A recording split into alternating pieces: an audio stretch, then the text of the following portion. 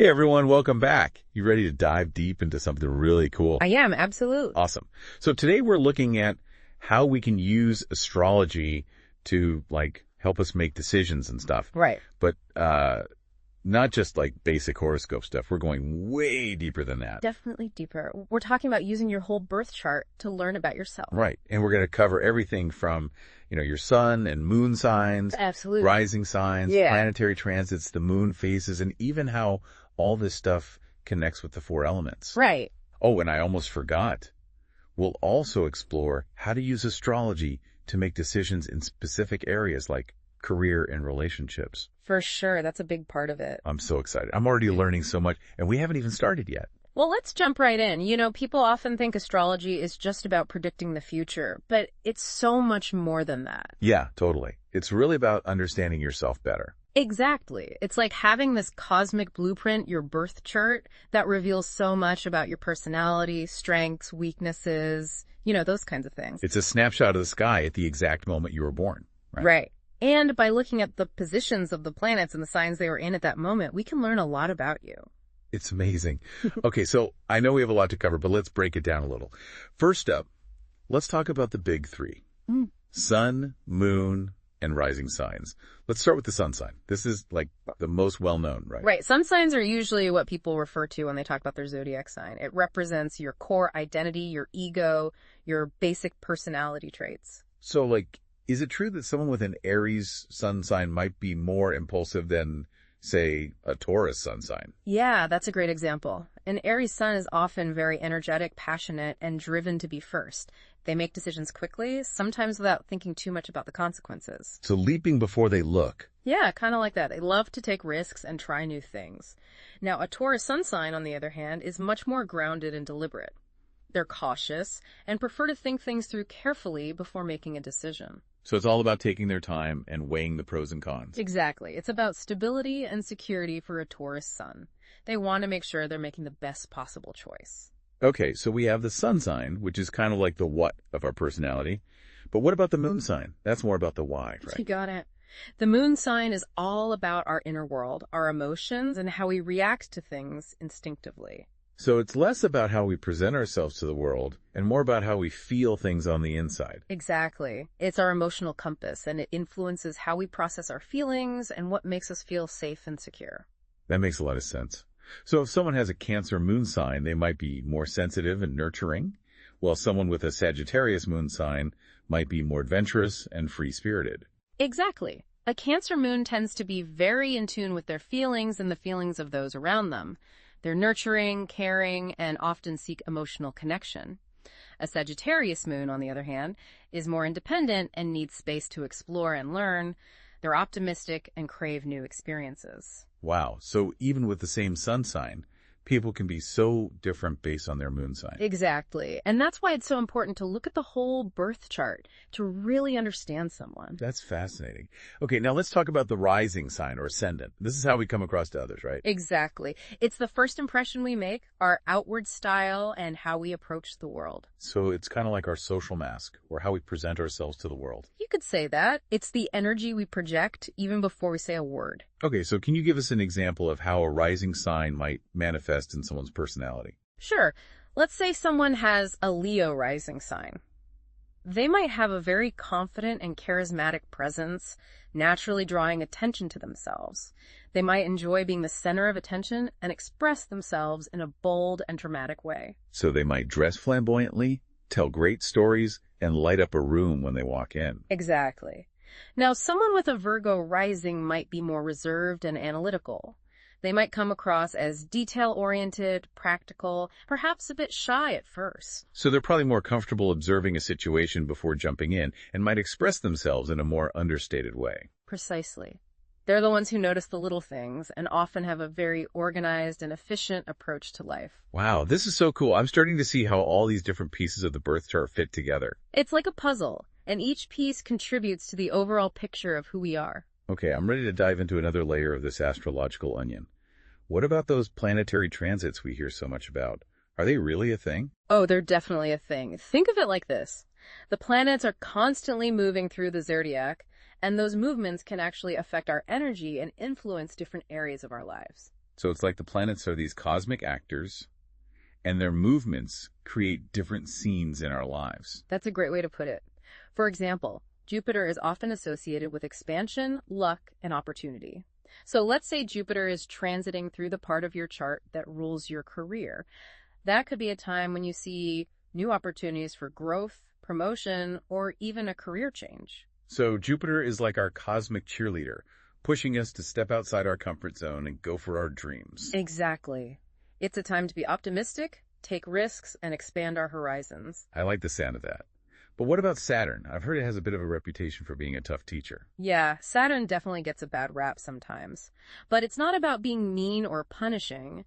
It's more about teaching us valuable lessons through challenges and pushing us to grow.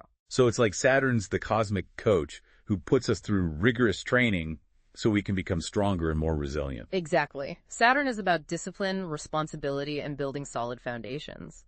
It wants us to learn from our mistakes and create lasting structures in our lives. So it's not always fun, but it's ultimately for our own good. Exactly. Saturn's transits can be tough, but they ultimately help us mature and become more responsible versions of ourselves. That's a great perspective.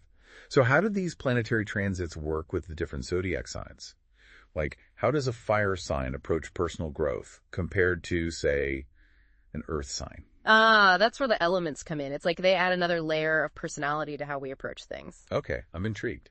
Let's break it down. First up, fire signs. Aries, Leo, and Sagittarius. They're all about action and passion, right? Exactly. Fire signs are known for being spontaneous, energetic, and enthusiastic. They learn best through experience, diving headfirst into new things and figuring it out as they go. So they're the ones who might quit their job on a whim to travel the world or start a business with just an idea and a whole lot of passion. That's definitely a fire sign move. They're not afraid to take risks and follow their heart's desire. I love their boldness. Yeah. Okay, what about earth signs? Taurus, Virgo, and Capricorn. They seem a bit more grounded, right? You got it.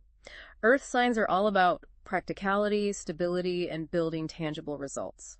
They prefer a more methodical approach to personal growth, setting realistic goals and working steadily towards them. So they're the ones who might carefully research a career path for years before making a move, or slowly build a side hustle while still working their day job. Exactly. Earth signs value patience, persistence, and seeing their efforts materialize into something concrete. Okay, so fire signs leap and earth signs build. Got it. What about air signs? Gemini, Libra, and Aquarius? They seem to be all over the place, constantly changing their minds. You're not far off. Air signs are all about mental agility, communication, and exploring different perspectives. They thrive on gathering information, connecting with others, and bouncing ideas back and forth. So they might be the ones who are constantly taking classes, attending workshops, or having deep conversations about philosophy and life's big questions. Absolutely. Air signs are naturally curious and love to learn new things. They often have diverse interests and can see connections between seemingly unrelated topics. That makes sense. Okay, last but not least, we have the water signs. Cancer, Scorpio, and Pisces.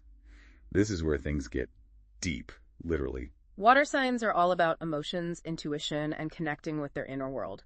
They learn and grow through their relationships, their experiences, and by exploring the depths of their own feelings. So they might be drawn to creative pursuits like art, music, or writing, or they might be deeply empathetic and find fulfillment in helping others. Exactly. Water signs are incredibly intuitive and sensitive, and they often have a profound understanding of human nature. Wow, this is all so fascinating. It's like a whole new way of understanding people and their motivations. It really is. Astrology gives us this incredible framework for understanding ourselves and others on a deeper level. Okay, this is all great, but let's get down to brass tacks. Yeah. How can we actually use this astrological knowledge to make decisions in different areas of our lives? Like, say you're trying to figure out your career path.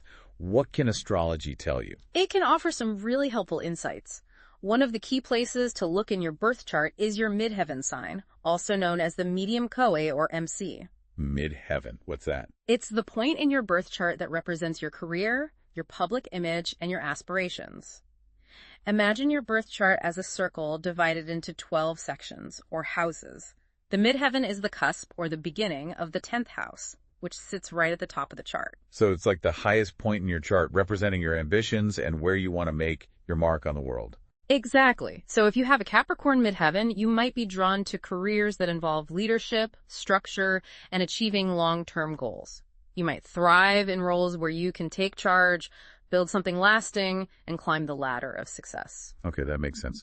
What about someone with a Pisces midheaven? I'm guessing they wouldn't be as interested in corporate ladder climbing. Probably not.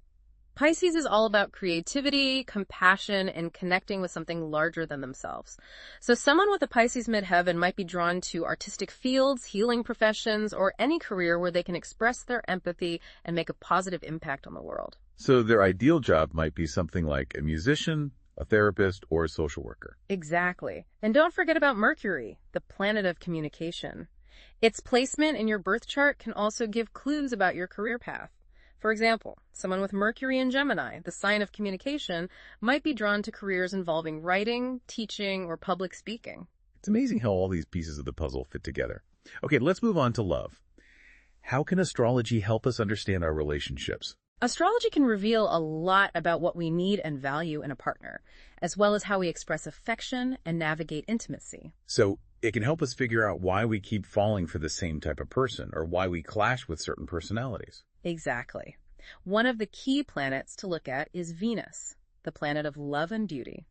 Venus's placement in your birth chart can tell you a lot about your love language, what you find attractive, and how you approach romance. So someone with Venus in Libra, the sign of relationships, might be very charming, diplomatic, and always seeking harmony in their relationship. Exactly. They might be drawn to partners who are refined, aesthetically pleasing, and who value balance and fairness. Now, someone with Venus in Aries might be more passionate, direct, and spontaneous in their approach to love. So they might fall hard and fast, love the thrill of the chase, and be very assertive in expressing their affections. Exactly. And don't forget about the moon sign. It's super important for emotional compatibility. Two people with compatible moon signs tend to understand each other's emotional needs instinctively and can create a sense of safety and comfort in the relationship. That makes sense. And what about Mars? Doesn't that planet have something to do with how we assert ourselves? Yes. Mars is the planet of action, energy, and desire. In the context of relationships, it can show how we pursue a partner, how we express our passion, and even how we handle conflict. Okay, I can see how understanding all these different planetary influences could really help us create healthier and more fulfilling relationships. It's about understanding the dynamics at play and using that knowledge to communicate more effectively and navigate challenges with more awareness. All right, I can't believe we haven't talked about money yet. Does astrology have anything to say about finances? Absolutely. Astrology can give us insights into our financial habits, our relationship with money, and even potential opportunities for wealth creation. So tell me, where do we look in the birth chart for clues about our finances? One of the key places to look is the second house, which rules our income, our possessions, and our sense of security. So if someone has a lot of planets in their second house, does that mean they're destined to be rich? Not necessarily. It's more nuanced than that. It depends on the planets involved, their aspects, and the overall energy of the chart. But generally speaking, having planets in the second house can indicate a strong focus on financial matters and a potential for abundance. Okay, so how do we interpret the presence of specific planets in the second house? Like, what does it mean if someone has Jupiter in their second house? Jupiter in the second house is often considered a very fortunate placement. Jupiter is the planet of expansion, luck, and abundance. So having it in the house of finances can bring opportunities for growth and prosperity. So it could mean they're good at attracting money, making wise investments, or finding creative ways to increase their income. Exactly.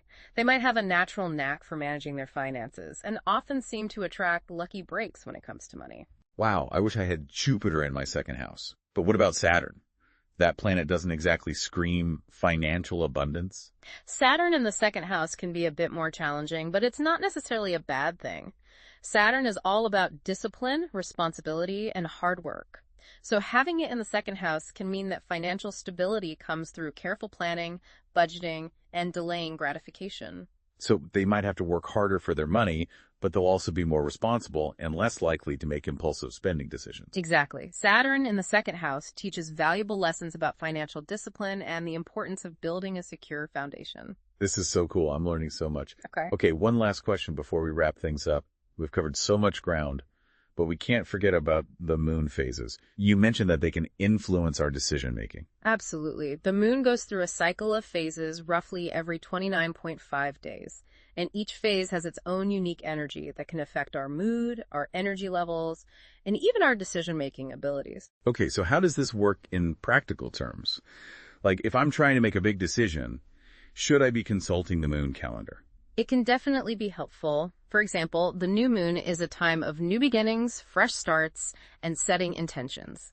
So if you're thinking about starting a new project, launching a business, or even just setting a personal goal, aligning your actions with the energy of the new moon can give you an extra boost. So it's like planting a seed during the new moon and watching it grow as the moon waxes. Exactly.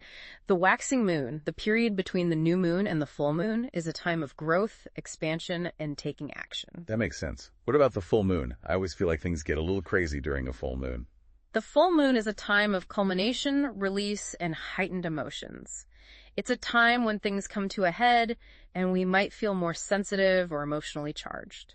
So it's not the best time to make major decisions or start new projects. It depends. The full moon can be a powerful time for letting go of what no longer serves us, whether that's old habits, negative thought patterns, or even relationships that have run their course.